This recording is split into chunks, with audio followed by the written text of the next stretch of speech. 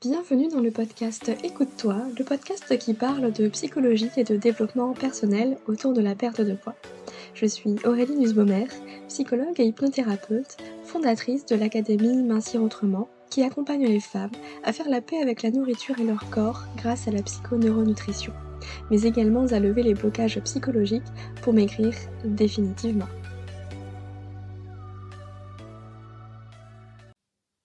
Bonjour et bienvenue dans l'épisode numéro 59 du podcast Écoute-toi. Aujourd'hui, je réponds à une nouvelle question d'une auditrice. Mais avant, sachez que si vous aussi, vous avez envie d'avoir une réponse par rapport à votre histoire, votre problématique, votre blocage, vous pouvez me l'envoyer via le formulaire qui est directement dans les notes de l'épisode. En envoyant votre question et votre histoire, eh bien j'en fais un épisode de podcast pour vous répondre, car je sais que lorsqu'une personne se pose une question, il y en a plein d'autres qui sont dans le même cas. Et aujourd'hui, justement, on va parler de comment revenir à son poids normal et y rester. Et cette question, elle a été posée par Anne-France. Donc Anne-France, si vous m'écoutez, eh bien merci beaucoup pour cette question. Comme d'habitude, je vais lire un petit peu, l'histoire, hein, de manière générale pour que je puisse poser le contexte, que vous puissiez savoir, pardon, de quoi on parle et puis ensuite, eh bien, je vous partagerai mon avis, mon ressenti parce que bien sûr, comme on n'a pas une interaction directe, je ne peux faire que des hypothèses, proposer des pistes de réflexion, des potentiels exercices et après chacun pioche là où, ça lui parle, hein. Voilà, c'est un petit peu le fonctionnement de ce podcast et j'aime beaucoup ces petits épisodes entre vous et moi, donc n'hésitez pas à me partager tout cela directement dans les notes de l'épisode via le formulaire pour continuer à faire vivre ce podcast. Anne-France me dit: «Bonjour Aurélie et merci pour cette belle proposition. Pour ma part, j'alterne périodes où je suis à mon poids de forme et où j'en perds quelques-uns de manière plus ou moins voulue et où je les reprends avec le petit surplus sympathique. Il y a 8 ans, j'avais perdu du poids de manière choisie. Tombée amoureuse, elle avait repris assez rapidement avec 3 à 5 kilos en plus. Entre-temps, j'étais bien revenue à mon poids de forme et j'en étais assez satisfaite.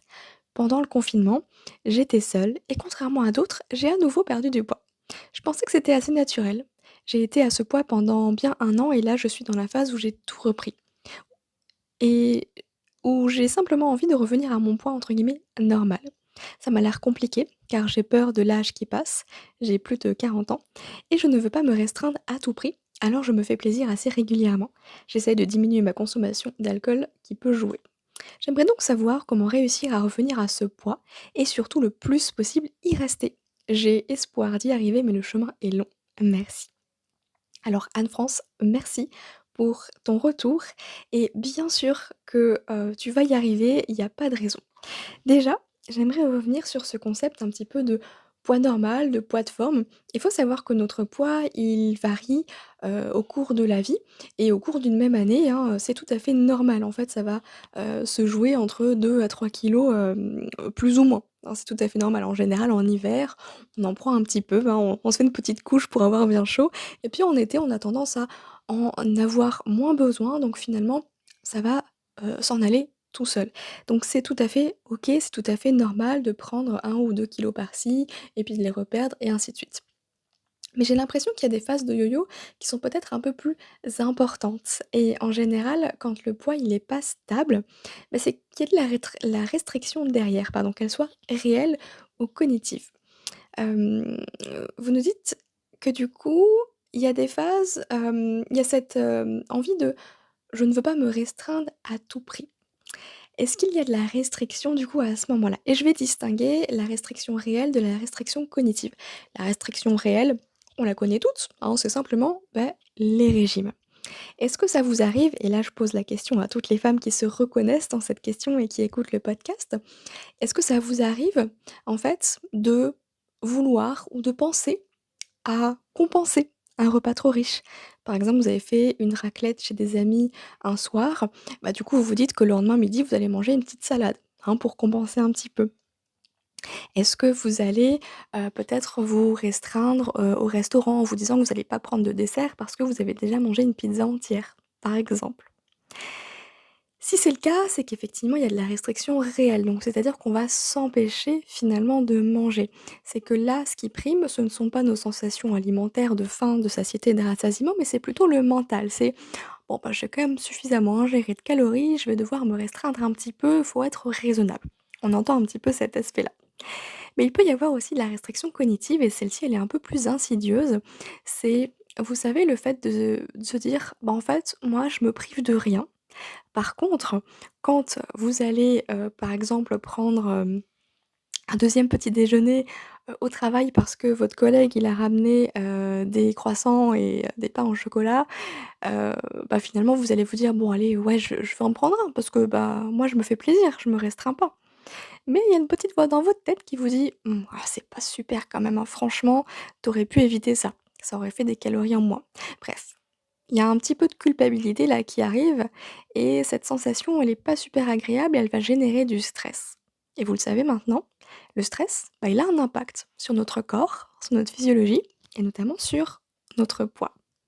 Quand on est en état de stress chronique, ou en tout cas un stress prolongé, et ben, notre corps, il a tendance à augmenter le stockage des graisses parce que tout simplement, il va avoir besoin de carburant, d'énergie pour réussir, à échapper à un danger. Faut pas oublier que le stress à la base, c'est une bonne chose. C'est un espèce de moteur qui nous permet, bah, de fuir devant l'ennemi.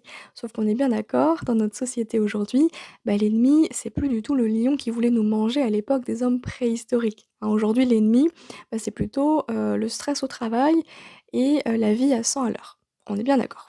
Donc OK, on n'est pas en danger de mort, mais par contre notre cerveau, bah, lui, il fait pas la différence, hein. Donc stress, que ce soit à cause d'un lion ou du boss qui nous demande un dossier à finir dans un temps absolument impossible, bah, pour lui, c'est la même chose, hein. Donc il y a une énorme libération d'adrénaline, donc l'adrénaline, c'est ce qui va nous booster, mais il y a aussi une libération après coup de cortisol et le cortisol, c'est l'hormone du stress. Le cortisol, il va être utile aussi au début, mais une fois que l'adrénaline est passée et qu'il reste que le cortisol, bah, finalement, c'est cette hormone-là qui va favoriser, pardon, le stockage des graisses. Donc quand il y a de la restriction cognitive, on a l'air d'apparence de manger de tout, mais finalement on va se juger, notre fameux juge intérieur dès qu'on fait un écart ou qu'on mange quelque chose que l'on ne devrait pas trop. Vous savez le type d'aliment qui est, autorisé mais genre, modéré, modérément, OK? Et moi, ce que j'ai envie, de vous partager ici, et c'est ce que je partage H24 d'ailleurs aussi dans mes vidéos YouTube, si jamais vous pouvez aller regarder, les vidéos sur la chaîne Mincir autrement avec les neurosciences. La base de la base, c'est toujours de revenir aux sensations alimentaires. Parce que j'entends qu'il y a du coup parfois le mot restriction, mais qu'il y a aussi parfois le mot, bah, du coup, je me fais plaisir assez régulièrement. Et en soi, bah, il y a pas de mal à ça. L'idée, c'est de trouver un équilibre et l'équilibre, il se trouve comment? En écoutant simplement notre corps, les signaux qu'il nous envoie, les signaux de faim, de satiété et de rassasiement. Pour rappel, la faim, c'est vraiment un signal que le corps a besoin de carburant pour bien fonctionner. Donc on va vraiment le ressentir au niveau du ventre, de l'estomac, le ventre qui gargouille.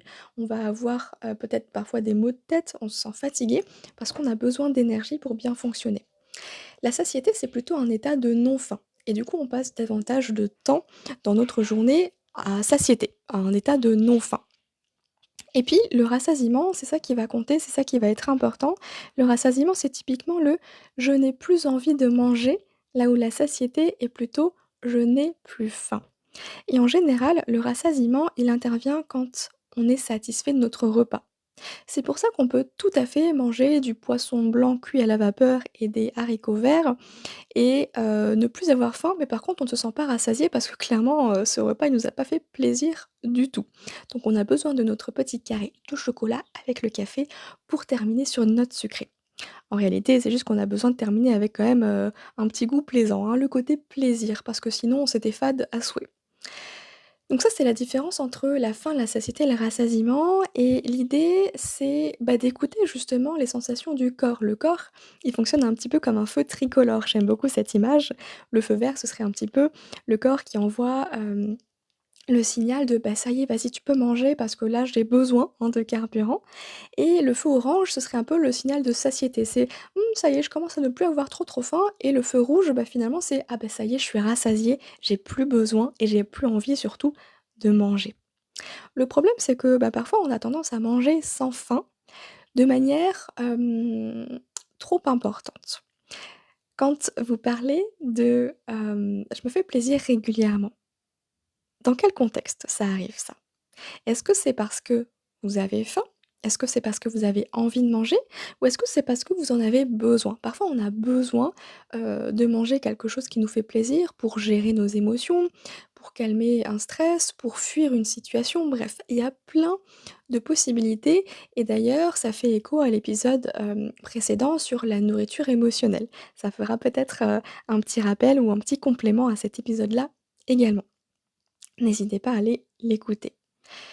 Et ce qui est important de distinguer, c'est vraiment la notion de compulsion des envies de manger émotionnelles. Se faire plaisir, bah, c'est hyper important. Mais il y a se faire plaisir et se faire plaisir. Je vais développer un peu tout ça. Se faire plaisir, bah, je sais pas, avec un carré de chocolat chaque jour, par exemple, mais c'est OK. Mais se faire plaisir peut-être avec, la tablette, un verre de vin plus, qu'est-ce que je pourrais ajouter? Je sais pas, du pain et du fromage, chaque jour, ça fait peut-être un peu trop. Alors j'entends que la notion de plaisir, de toute façon, elle est hyper importante à garder et c'est hyper essentiel, hein, il faut pas l'enlever. Mais dans quelle mesure ce plaisir, il est là? Encore une fois, je donne des indications, des pistes parce que, bah, effectivement, je peux pas poser des questions en direct, donc j'essaye de voir un petit peu, sous tous les tableaux, hein. Peut-être que je suis complètement à côté de la plaque ou pas, mais ça, bah, il y a que Anne-France qui pourra le savoir au moment où elle écoutera cet épisode. Et puis pour les autres, bah, c'est hyper important aussi d'avoir, d'autres pistes de réflexion parce que peut-être que vous vous retrouvez dans ce questionnement, mais que votre situation, elle est complètement différente de celle qui a été décrite au début d'épisode. Bref, compulsion ou envie de manger émotionnelle. C'est hyper important de distinguer les 2 parce qu'encore une fois, dans les compulsions, bah, il y a ce besoin irrépressible de manger qui entraîne en plus derrière une culpabilité. Là où les envies et de manger émotionnelles, c'est plutôt: «Bah, ouais, j'ai envie de manger parce qu'en fait, je suis pas très bien là, j'ai besoin de gérer mes émotions comme ça, mais on va manger, voilà, notre biscuit, notre gâteau, notre carré de chocolat ou que sais-je et après, ça passe». Peut-être que derrière ce besoin aussi de se faire plaisir régulièrement, il y a ce côté. Bah, c'est le seul plaisir de ma vie. Alors c'est peut-être un peu gros dit comme ça, mais c'est peut-être le seul moyen de se faire plaisir ou d'apporter, bah, justement ces moments de plaisir au quotidien. Est-ce que vous vous retrouvez peut-être là-dedans? La nourriture est la seule source de plaisir? Je ne sais pas, hein, c'est une question et ça pourrait être intéressant de varier aussi ces sources de plaisir pour pouvoir faire bouger un peu les choses aussi au niveau du poids. Parce qu'en général, quand on ne perd pas de poids, bah, la première chose, c'est que bah, effectivement, c'est au niveau de l'alimentation, dans le sens où on va manger plus que nos besoins. Et vous le savez, si vous m'écoutez depuis un petit moment, qu'importe ce qu'on va manger en réalité, hein, on s'en fiche, hein. Vous pouvez manger des McDo tous les jours et maigrir et manger des carottes tous les jours et grossir, hein. C'est clairement pas une question de ce que vous allez manger, mais c'est plutôt une question, pardon, de comment vous allez le manger. Si vous mangez beaucoup plus que vos besoins, bah, effectivement, là, vous risquez de prendre du poids. Si vous mangez moins que vos besoins, vous risquez d'en perdre. Mais le risque aussi, c'est que vous allez activer la fameuse alarme famine dans votre cerveau qui fait que votre cerveau, il va être en panique parce qu'il se dit: «Mon Dieu, j'ai pas suffisamment à manger, je peux pas combler les besoins de mon corps pour qu'il fonctionne bien. Du coup, bah, va falloir que je fasse des réserves, hein, pour tenir». Et bah, du coup, ça amène, à un ralentissement du métabolisme et une augmentation du stockage. Donc ça aussi, c'est vraiment de trouver le juste milieu et pour ce faire, c'est de se reconnecter à ses sensations alimentaires. Faim, satiété, rassasiement. C'est vraiment votre GPS intérieur, c'est la base et c'est toujours la première chose à laquelle je vous inviterai, à vous questionner, à vous reconnecter pour vraiment partir sur de bonnes bases. Si ensuite les sensations, c'est OK. Ben, on va voir du côté des émotions. Est-ce que c'est pas au niveau de la gestion des émotions que ça pourrait pêcher? Et puis si ensuite la gestion des émotions, c'est OK, bah, c'est peut-être à un autre niveau, le niveau 3, on va dire, qui est le niveau des blocages, psychologiques inconscients. Donc ça peut être lié, bah, à des traumatismes passés et cetera, l'histoire qu'on se raconte, des croyances limitantes, tout un tas de choses. Bref, là, bah, du coup, on essaye déjà d'explorer ces 2 premiers niveaux, hein, les sensations alimentaires et puis la gestion des émotions. Et puis, j'ai envie de poser une question aussi, c'est toute simple, c'est pourquoi vous mangez? Qu'est-ce qui fait qu'à un moment donné, vous allez manger? Est-ce que c'est vraiment la faim? Est-ce que c'est juste l'idée de penser à quelque chose? Est-ce que c'est une émotion? Est-ce que vous avez repéré l'élément déclencheur? Parce que en soi, on peut tout à fait manger, hein, à cause de nos émotions. On tombe dans l'envie de manger émotionnelle et c'est OK. Mais l'idée, c'est que on mange davantage parce qu'on a faim que parce qu'on en a envie. Et encore une fois, ça rejoint le côté plaisir alimentaire. Est-ce qu'il y a d'autres plaisirs au quotidien?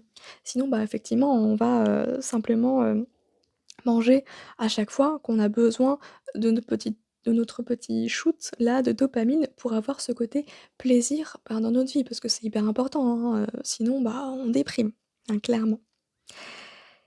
Donc ça, c'est vraiment, un petit peu l'idée et puis après, il y a aussi cette question de bien sûr, notre poids, bah, il varie au cours de la vie, notamment, bah, à plusieurs moments de notre vie. Donc comme on le disait, bah, forcément ça va varier à l'adolescence, hein, avec, bah, la puberté, les hormones et cetera. Ça va varier aussi après, bah, une grossesse. Ça va varier aussi peut-être après, ou à l'approche d'une ménopause ou d'une préménopause.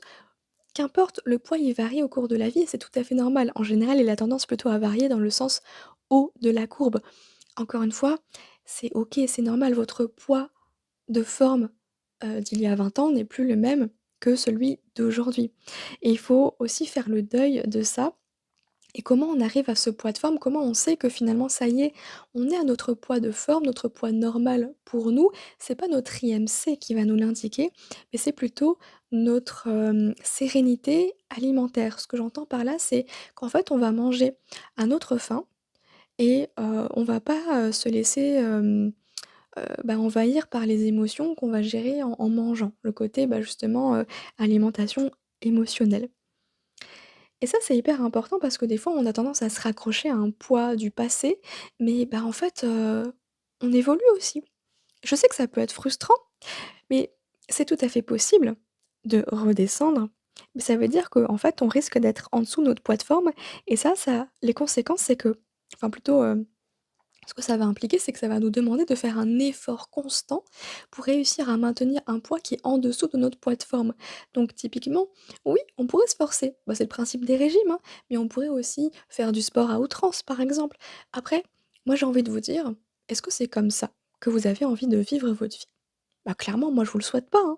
Moi, je vous souhaite simplement d'être, sereine face, à la question, de la nourriture, de l'alimentation, de vous faire plaisir quand vous en avez envie, mais de savoir aussi vous arrêter quand vous avez plus faim, quand vous êtes rassasié parce que, bah, l'idée de se faire mal au ventre, parce que c'est trop bon, bah, c'est pas forcément une bonne chose non plus. On n'est plus du tout dans le respect de soi, dans le respect de son corps, OK? Donc pourquoi vous mangez? C'est vraiment la première question. Est-ce qu'en termes de sensations alimentaires, on est OK? Ensuite, c'est de voir du côté des émotions. Et si vraiment tout est OK de ces 2 points de vue-là, bah, il y a peut-être un blocage alors, effectivement. Que ce soit une croyance limitante, un, blocage psychologique, inconscient, un trauma, que sais-je. Ça, j'aurais un petit peu de mal à en parler parce que je n'ai pas plus d'indications sur le sujet. Effectivement, la consommation d'alcool à réduire, bah oui, ça peut jouer aussi un petit peu. Après, c'est de revenir effectivement à cet équilibre dans lequel vous vous sentez bien, hein, de manière générale. Et pour ce faire, vous pouvez simplement prendre un carnet, un stylo et vous observer par exemple pendant une semaine. Vous demandez à chaque fois que vous passez à table, que vous vous apprêtez à mettre quelque chose dans votre bouche, est-ce que j'ai faim en fait? Et si vous n'avez pas faim et que vous avez juste envie de manger, bah, c'est OK aussi. Mais notez-le, si c'est plutôt la faim ou plutôt l'envie de manger. Et puis à la fin de la semaine, bah, vous faites un petit peu le compte. Est-ce qu'il y a plus de moments où vous mangez parce que vous avez faim ou parce que vous avez envie de manger? Spoiler alerte, il faut qu'il y ait plus de moments où vous mangez parce que vous avez faim.